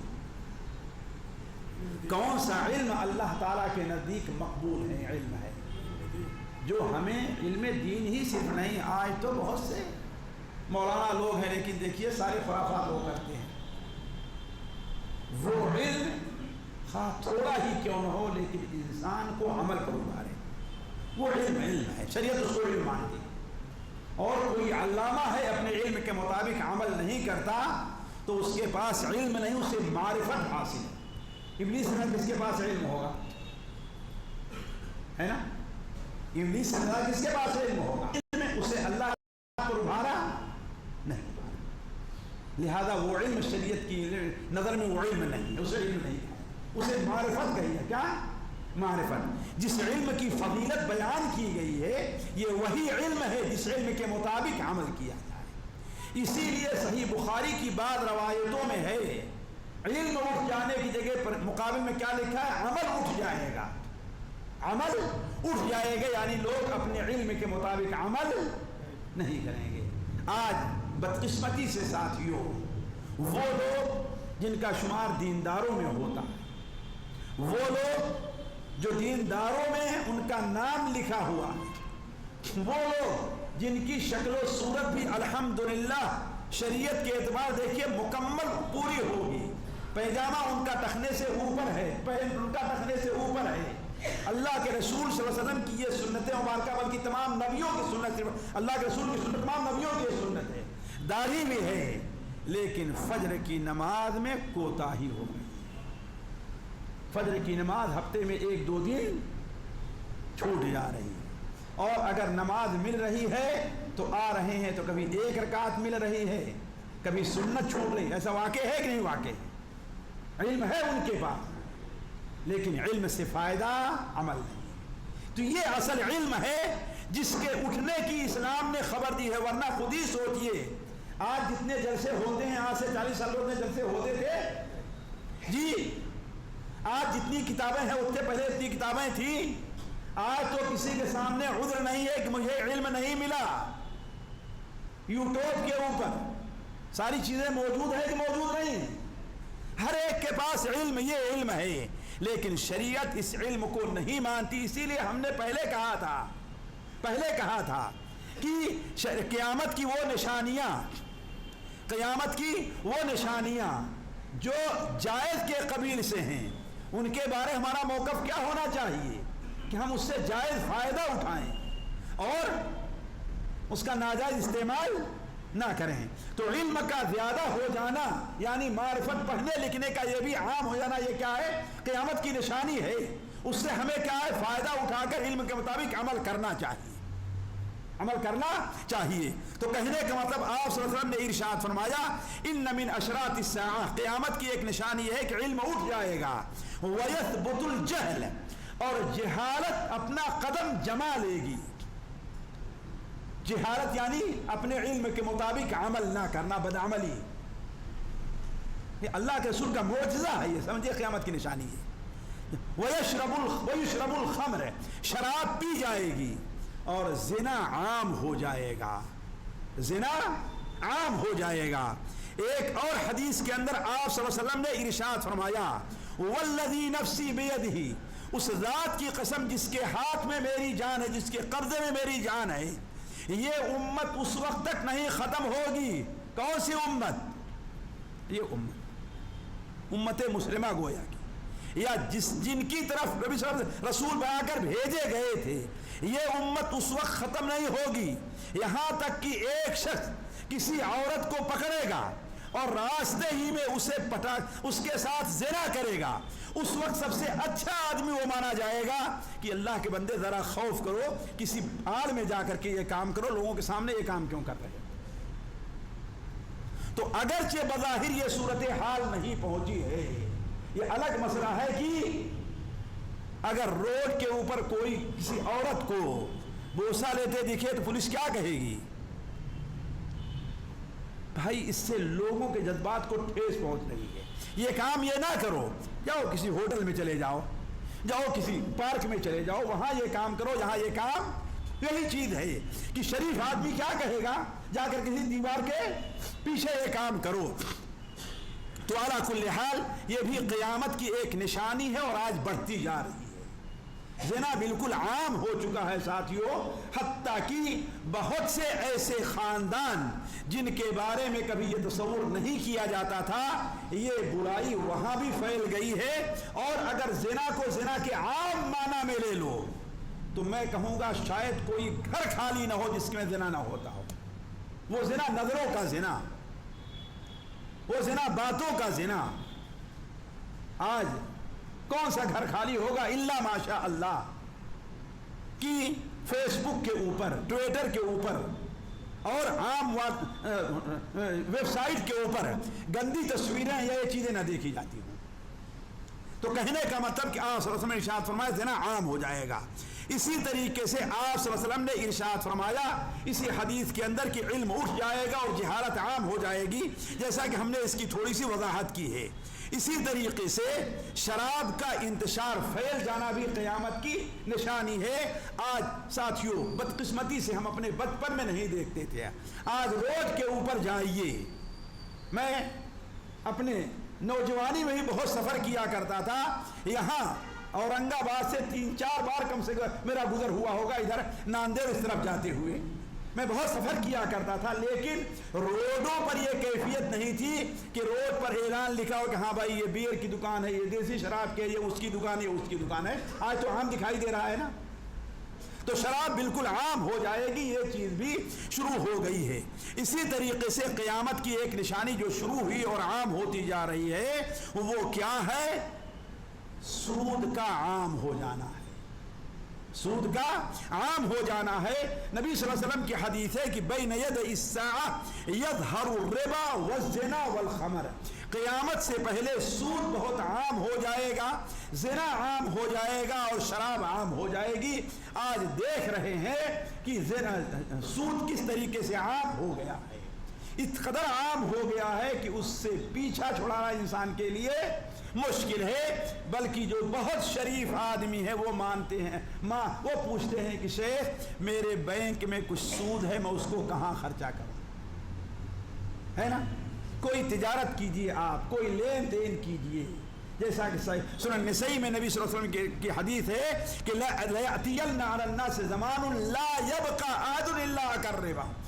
قیامت سے پہلے ایک دن ایسا آنے والا ہے کہ کوئی بھی شخص ایسا نہیں بچے گا جو سود نہ کھاتا ہو. اگر کوئی سود نہیں کھاتا ہے تو سود کا اثر اور سود کا بخار اس تک ضرور پہنچ رہا ہے. اس کی دعوت تو کھائے گا کہ نہیں کھائے گا, اس کی دکان پر جا کر سودا خریدے گا کہ نہیں خریدے گا. تو اس سے قیامت کی نشانی, اس طریقے سے قیامت کی ایک نشانی جو بڑھ رہی ہے اور عام ہو رہی ہے, مال کی کثرت اور تجارت کا انتشار ہے. مال کی کثرت اور تجارت کا, آج جس قدر مال لوگوں کے پاس موجود ہے اتنا کبھی موجود نہیں تھا. آپ دیکھ لیں مال اتنا ہو گیا ہے لوگوں کے پاس کہ پہلے جو لوگ چالو ڈبے میں سفر کرتے تھے اب ہوائی جہاز سے سفر کرتے ہیں. مال ہی تو ہے کہ نہیں, مال ہے نا. پہلے 2 کلومیٹر 3 کلومیٹر جانے کے لیے کوئی سواری نہیں ڈھونڈتا تھا, ہے کہ نہیں. کسی کے پاس بہت ہے تو سائیکل ہے, ورنہ پیدل. دوسروں کو کیا بتاؤں, ہم لوگ ہمارے یہاں سے دیہات گھر سے بازار تقریباً 2 کلومیٹر پر ہے. وہاں سے مئو آئمہ اور پرتاپ گڑھ الہ آباد دونوں کے لیے کیا ہے, سواری جاتی ہے. پہلے کسی کے پاس اگر سائیکل ہوتی تھی تو مئو آئمہ پرتاپ گڑھ وہ کسی سواری کا انتظار نہیں کرتا تھا. سائیکل کے بعد اب موٹر سائیکل آئی تو اب کیا کرتے ہیں, موٹر سائیکل بھی نہیں, آئیں گے کسی دکان پر بیٹھیں گے, چائے پئیں گے, وہاں کھڑی کریں گے اور کسی بس کے انتظار میں چڑھ کر کے چلے جائیں گے. یہ پیسے کی فراوانی ہی تو ہے نا, پیسہ ہوا ہے لوگوں کے پاس. اچھے لوگ ان کے پاس پہننے کے لیے 3-4 جوڑے ہوئے تو بہت ہو گئے. اور آج تو کہیں دعوت میں جائیں تو 15 منٹ اسی میں لگ جاتا ہے کون سا جوڑا پہنے ہم اس کو. یہ بات صحیح نہیں صحیح ہے نا؟ کون سا جوڑا آج ہمیں پہننا ہے. پہلے پیبند لگا لوگ کپڑا عام پہنتے تھے, بزرگ سے پوچھ لیجئے, لیکن آج کسی کو پیبند لگا کپڑا پہنے آپ لوگ دیکھتے ہیں؟ جی یہ مال کی فراوانی ہے. یہ کیا ہے؟ مال کی فراوانی ہے.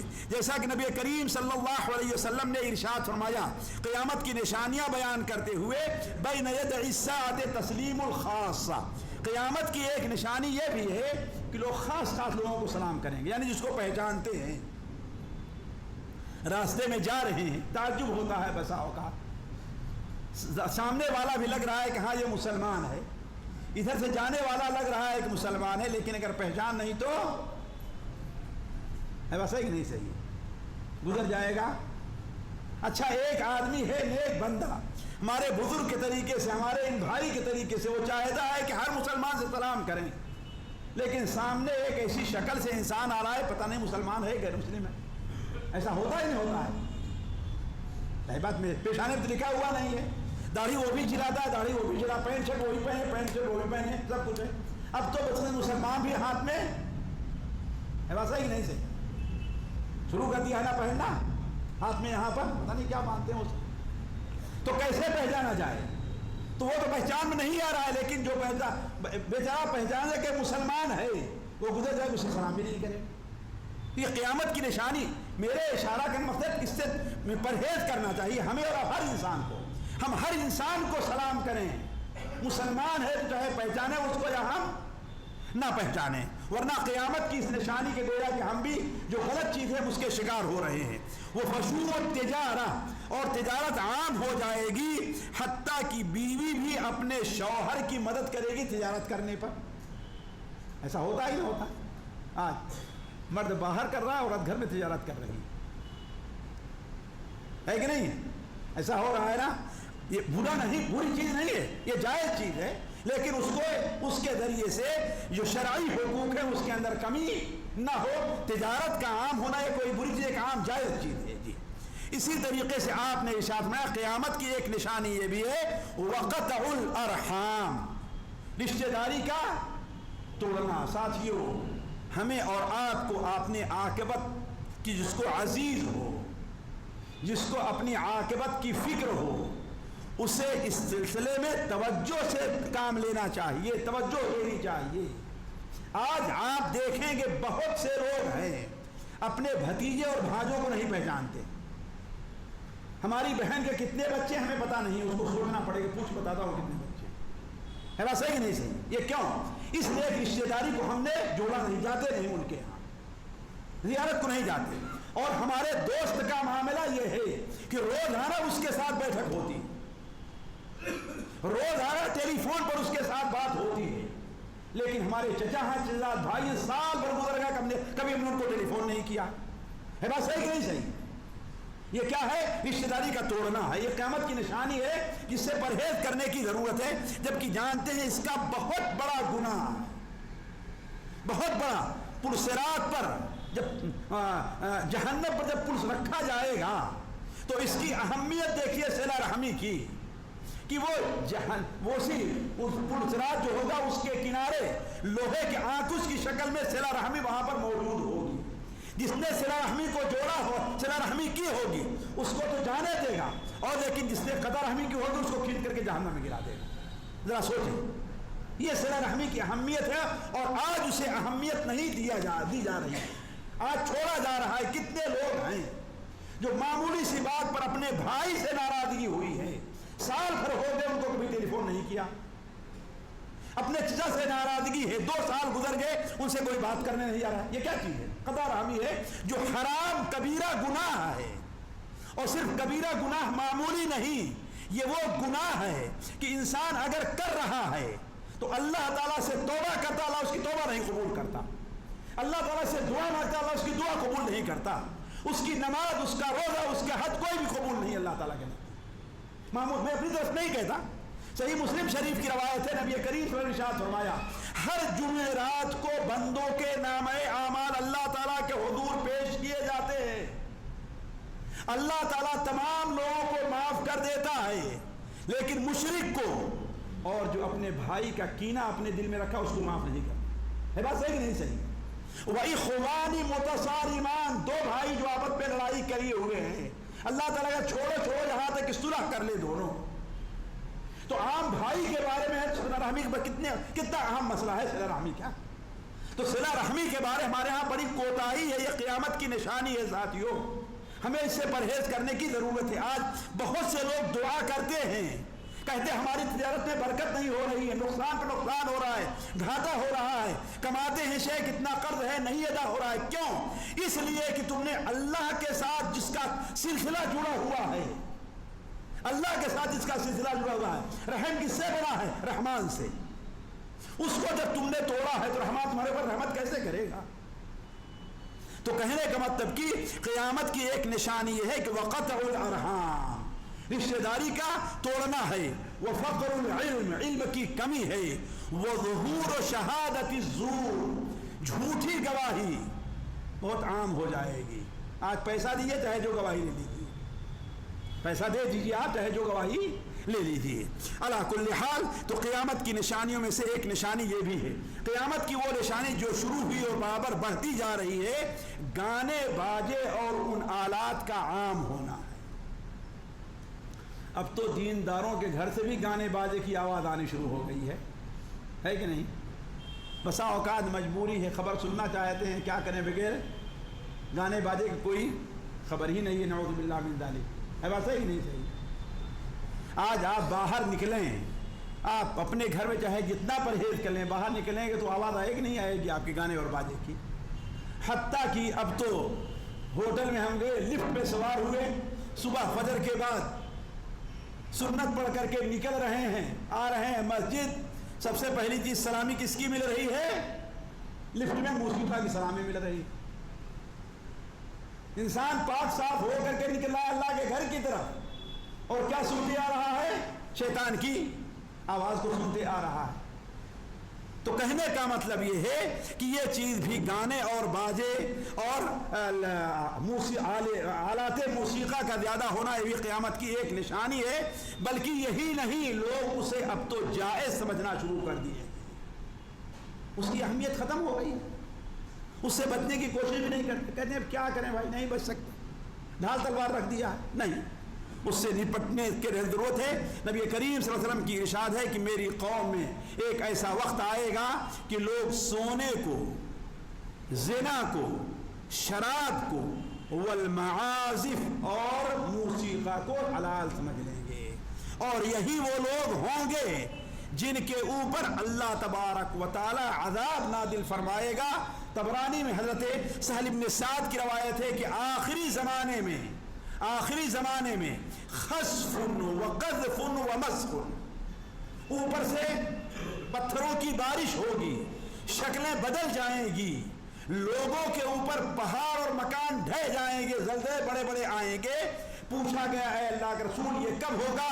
تو آپ نے فرمایا اذا ظہرت المعازف والقینات واستحلت الخمور، جب موسیقی عام ہو جائے گا، گانے والیاں بہت زیادہ ہو جائیں گی، اور شراب کو حلال سمجھ لیا جائے گا، تو یہ صورتحال پیش آئے گی۔ اسی طریقے سے قیامت کی ایک نشانیوں میں سے ایک نشانی یہ ہے پڑوس کا صحیح استعمال نہیں کیا جائے گا۔ ساتھیوں، اگر میں ان ہر چیزوں پر گفتگو کرنے لگوں اور ہماری کوتاہی کیا ہے اس کو بیان کرنے لگوں تو یہ موضوع سے ہٹ جائیں گے اور وقت بہت ہو جائے گا، ورنہ جس طریقے سے رشتہ داری کو توڑنے میں ہم سے رشتہ داری کے بارے میں کوتاہی، ایسے پڑوس کے بارے میں ہم سے کوتاہی ہو رہی ہے۔ پڑوسیوں کا آج ہم حق ادا نہیں کرتے، اور سب سے بڑا حق پڑوسی کا کیا ہے کوئی بتا سکتا ہے؟ سب سے بڑا حق اس کا کیا ہے ہمارے اوپر؟ سب سے بڑا حق اس کا کیا ہمارے اوپر ہے؟ جی، دین کی اور شریعت کی جو بات ہم کو معلوم ہے اسے بتانا ہے، سب سے بڑا حق اس کا ہے نا۔ ہم نماز پڑھتے ہیں، ہمارا پڑوسی نمازی نہیں ہے، اللہ کی قسم کتنے لوگ ہیں کبھی کہے ہیں چلو نماز پڑھنے کے ذرا سو، کتنے لوگ ہیں؟ یہ سب سے اس کا بڑا حق ہمارے اوپر ہے۔ نبی صلی اللہ علیہ وسلم کی حدیث ہے کم من جار معلق بجارہ یوم القیامہ، کتنے لوگ ایسے ہیں کہ ان کی گردن کو پکڑ کر کے گھسیٹتا ہوا ان کا پڑوسی اللہ کے سامنے حاضر ہو اور کہے گا اے رب اس نے میرے ساتھ خیانت کی ہے، اس نے میرے ساتھ دھوکہ کیا ہے، اس نے میرے حق چھینا ہے۔ وہ کہے گا اے اللہ تعالی ہم نے اس کا نہ مال چھینا، نہ اس کی بیوی کے اوپر کبھی غلط نظر اٹھا کے دیکھی، اس کے بچوں کو اپنے بچے ہم نے سمجھے ہیں۔ وہ فرمائے گا یہ سب، وہ کہے گا یہ سب صحیح ہے، لیکن اس نے مجھے برائی پر دیکھا تھا لیکن کبھی منع نہیں کیا۔ یہ پڑوس کا غلط استعمال ہے۔ تو پڑوس کا غلط استعمال یہ بھی قیامت کی ان نشانیوں میں جو ظاہر ہوئی اور آگے بڑھتی جا رہی ہے۔ اسی طریقے سے بتوں کی پوجا اور شرک کا ظاہر ہونا یہ بھی قیامت کی بڑی نشانی ہے۔ ساتھیوں وقت نہیں ورنہ اس پر کچھ کہنے کا جی کہتا ہے۔ کیوں؟ اس لیے کہ ہمارے یہاں مسلمانوں کی ایک چھوٹی بہت بڑی جماعت بلکہ ابھی کل مجھے کوئی سنا رہا تھا بھیجا کہ ایک شخص کہتا ہے کہ نماز پڑھنے والا گمراہ ہو سکتا ہے، حج کرنے والا گمراہ ہو سکتا ہے، قرآن پڑھنے والا گمراہ ہو سکتا ہے، لیکن درباروں پر جانے والا کبھی گمراہ نہیں ہو سکتا۔ نعوذ باللہ من ذالک۔ ذرا سوچیں آپ کس طرح شرک ہمارے یہاں پھیلا ہوا، ذرا سوچیں۔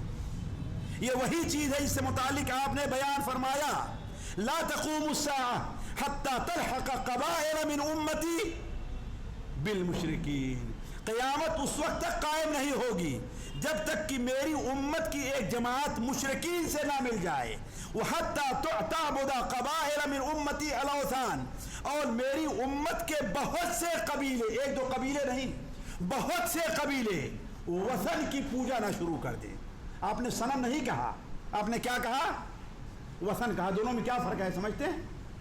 صنم میں اور وثن میں، صنم وہ بت ہوتا ہے جو لکڑی کا اور پتھر کا ایسے بنایا جاتا ہے، اور وثن ہر وہ چیز ہے، درخت بھی وثن ہو سکتا ہے، قبر بھی وثن ہو سکتی ہے، جو شکل میں نہ بنا ہو ویسے اس کی عبادت کی جائے، اس کے اللہ کے لیے جو کام کرنا چاہیے وہ کام کیا جائے، یہ وثن ہے۔ آپ نے کیا بیان فرمایا؟ یہ نہیں کہا صنم بتوں کو پوجیں گے، کیا وثن کی ہماری امت کے بہت سے قبائل وثن پوجنا شروع کریں گے۔ اور آج آپ دیکھتے ہیں کہ کس طریقے سے قیامت کی یہ نشانی ظاہر ہے۔ اسی لیے قیامت کی ایک نشانی جو چھوٹی نشانیوں میں ہے، ظاہر ہو چکی ہے، برابر جاری ہے، وہ جھوٹے نبیوں کا ظاہر ہونا ہے۔ جھوٹے نبیوں کا، یہ اللہ کے رسول سمجھانے سے نشانی شروع ہوئی ہے اور آج تک جاری ہے، جن میں بات تو بہت بڑے بڑے پیدا ہوئے ہیں، جیسے ہندوستان کو بھی، بدبخت ہمارے ہندوستان کو بھی اس سے بڑا حصہ ملا ہے کہ قادیان سے ایک بڑا نبی پیدا ہوا ہے نا، جھوٹا نبی، جسے علامہ امرتسری رحمہ اللہ نے رسوا کیا ہے۔ تو علی کل حال آپ صلی اللہ علیہ وسلم نے ارشاد فرمایا کہ لا تقوم الساعہ، قیامت اس وقت تک قائم نہیں ہوگی حتی تقتل، یہاں تک کہ 30 کے قریب دجال یعنی جھوٹے ظاہر ہوں گے، اور ان میں کا ہر شخص یہ دعویٰ کرے گا کہ میں اللہ کا نبی ہوں، اور یہ سلسلہ برابر جاری ہے، قیامت تک جاری رہے گا، بلکہ سب سے آخری اور سب سے بڑا جو نبوت کا دعویٰ کرنے والا ہوگا وہ کیا ہے؟ دجال ہوگا، جس سے متعلق گفتگو آگے آئے گی۔ علی کل حال ساتھیوں، یہ چند وہ امور تھے جو قیامت کی ان نشانیوں سے متعلق ہم نے آپ کے سامنے رکھا، جو نشانیاں آئیں اور جاری ہیں۔ اس کے بعد ایک نشانی اور بیان کر کے میں اس موضوع کو روکتا ہوں، پھر قیامت کی وہ نشانیاں جو فتنوں سے متعلق آپ کے سامنے رکھیں، یہ کہ قیامت کی نشانیوں کا ایک نشانی یہ ہے کہ حق حاصل کرنے اور دین کو حاصل کرنے کا معیار ختم ہو جائے گا، کہ دین کس سے سیکھا جائے، علم کس سے لیا جائے، حق کس سے لیا جائے، یہ معیار ختم ہو جائے۔ لوگ جاہلوں سے فتویٰ پوچھنا شروع کر دیں گے، لوگ ایسے لوگوں سے جنہیں فتویٰ دینے کا حق نہیں ہے، اور بہت سے ایسے لوگ اپنا چینل بنا لیں گے اور اس پر فتوے دیا کریں گے، اور ایسا آپ دیکھ رہے ہیں، ایسا دیکھ رہے ہیں۔ نبی کریم صلی اللہ علیہ وسلم کی حدیث ہے ان اشراط الساعۃ ثلاثہ، قیامت کی نشانیاں 3 ہیں، احداها ان یلتمس العلم عند الاصاغر، قیامت کی 3 نشانیاں ہیں، ان میں سے ایک نشانی یہ ہے کہ چھوٹے لوگوں کے علم حاصل کیا جائے گا۔ اصاغر کی تفسیر میں علماء نے کئی کیا ہے۔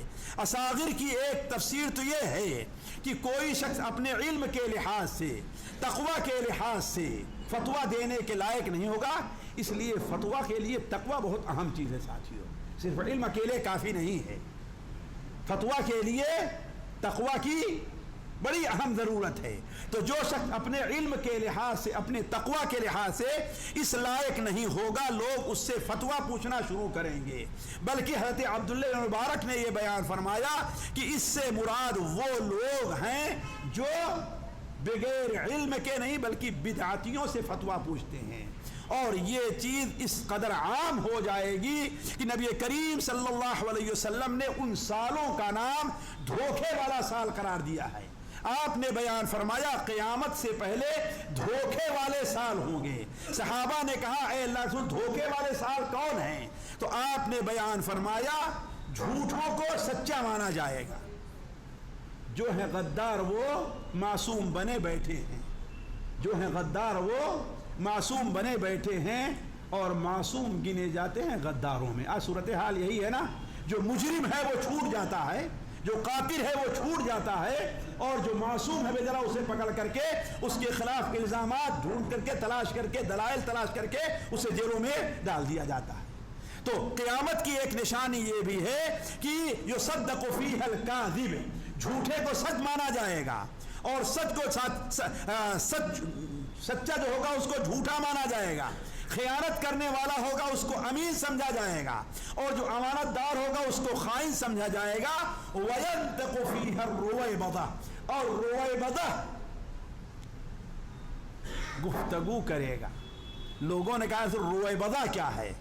کہا کہ معمولی سا آدمی ہے، معمولی سا علم ہے، معمولی حیثیت کا عامل ہے، اور امت کے بڑے بڑے مسائل سے متعلق گفتگو کرنا شروع کرے گا، حلال اور حرام کے بارے میں وہ فتویٰ دینا شروع کر دے گا۔ اور لوگ چونکہ چرب زبان ہوگا، اچھی طریقے سے بولنے والا ہوگا، ہے نا، بڑا اپ ٹو ڈیٹ ہوگا، اس لیے لوگ اس کی بات کو مانیں گے بھی اور اس کے گرد جمع ہو جائیں گے۔ تو قیامت کی ایک نشانی یہ بھی ہے کہ حق کے حاصل کرنے، حق کے قبول کرنے کا معیار لوگوں سے جاتا رہے گا۔